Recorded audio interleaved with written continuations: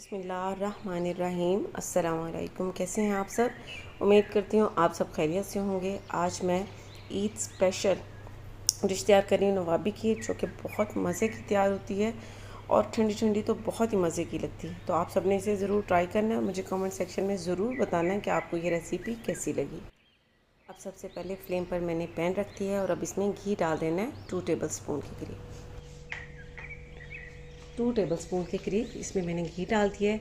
देसी घी हो तो बेस्ट है। देसी घी में ये बहुत मज़े की तैयार होती हैं, लेकिन देसी घी इस टाइम नहीं था। ये मेरे पास दूसरा घी पड़ा हुआ है, ये मैंने इसमें ऐड कर दिया। ठीक है, अब इसे मेल्ट होने देना है और इसमें सवैयाँ डाल देनी है।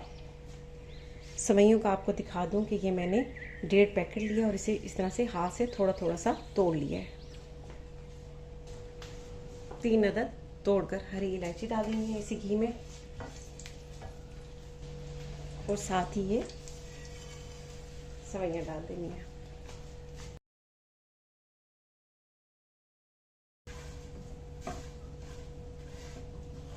इसे तकरीबन 1 से 2 मिनट तक ही इस तरह से रोस्ट अभी करते रहना है, फिर इसमें चीज़ें ऐड करनी है। अब इसे मैंने 1.5 मिनट तक रोस्ट कर लिए। अब यहाँ पर इसमें पिसी हुई चीनी डाल देनी है। 3/4 कप शुगर आप अपने टेस्ट के मुताबिक भी डाल सकते हैं, जितनी आपको पसंद हो। ड्राई मिल्क पाउडर डाल देना है 4 टेबल स्पून।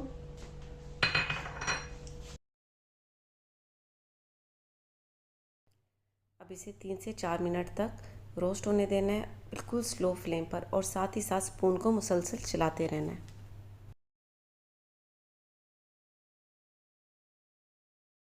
अब सवैयों को मैंने 3 से 4 मिनट तक रोस्ट कर लिया है। बहुत अच्छा सा रोस्ट हो चुका है, इसका कलर भी चेंज हो चुका है और इसमें पिसी हुई चीनी और ड्राई मिल्क पाउडर भी मिक्स हो चुका है। अब इसमें से 3/4 हिस्सा अलग बाउल में निकाल लेना है। अब ये जो सवैयाँ रोस्ट की हैं, इसमें से 3/4 अलग बाउल में निकाल लेनी है।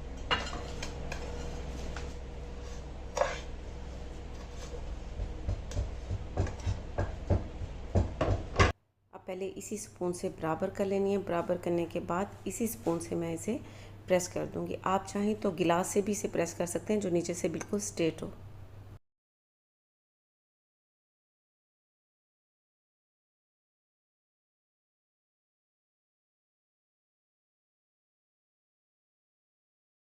अब ये जो बाकी की रखी हुई है, इसमें थोड़ा सा जर्दा कलर डाल देना है ताकि इसका कलर अच्छा हो जाए। तकरीबन 1 पिंच के करीब, इससे ज़्यादा नहीं डालना, 1 पिंच के करीब। ठीक है, और अब इसे भी अच्छी तरह से मिक्स करके साइड पर रख देना है।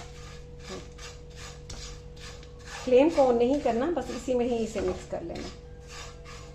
तो इसके ऊपर लाइट सा जर्दा कलर आ चुका है। अब इसे भी साइड पर रख लेना है और इसके लिए पुडिंग तैयार कर लेनी है। अब फ्लेम पर मैंने पैन रखा है और इसमें 1 लीटर मिल्क डाल देना है। अब मिल्क जब तक बॉयल होता है, तो ये मैंने हाफ गिलास अलग से मिल्क ले लिया। ठीक है, इसमें 2 टेबल स्पून भरकर कस्टर्ड पाउडर डाल देना है और 1 टेबल स्पून कॉर्नफ्लोर। ठीक है, अब इन तीनों चीज़ों को अच्छी तरह से मिक्स कर लेना है। बहुत अच्छा सा मिक्स करना है ताकि इसमें कोई लम्स नहीं बने। अब ये तो बहुत अच्छा सा मिक्स हो चुका है। ठीक है, दूध भी बॉयल होने वाला है।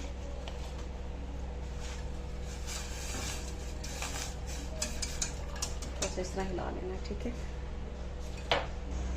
अब इसमें ये कस्टर्ड थोड़ा थोड़ा डालते जाना है और इस तरह से मिक्स करते जाना है।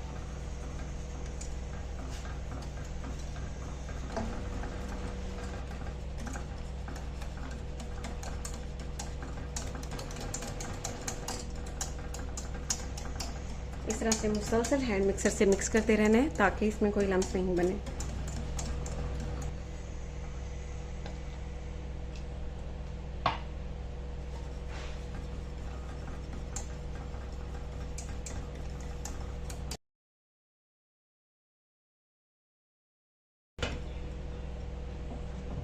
अब इसमें 3/4 कप कंडेंस्ड मिल्क डाल देना है। आप चाहें तो हाफ कप तक भी डाल सकते हैं। जितना आप मीठा पसंद करते हैं उतना आप इसमें ऐड करें।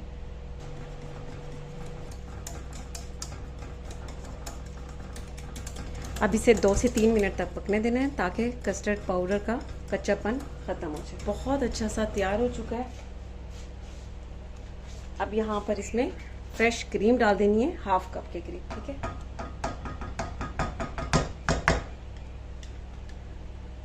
और अच्छी तरह से मिक्स कर देना है, फ्लेम को बंद कर देना है।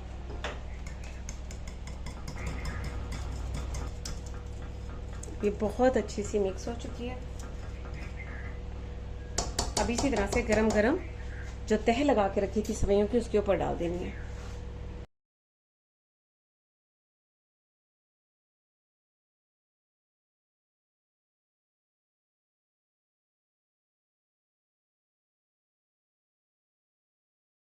अब कस्टर्ड के ऊपर दोबारा से सेवइयों की तह लगा देनी है, लेकिन आपको बता दूं बिल्कुल बारीक सी तह लगानी है और बराबर कर लेना है। फिर इसके ऊपर पिस्ता और बादाम आपको जितना पसंद हो आप इसके ऊपर डाल लें।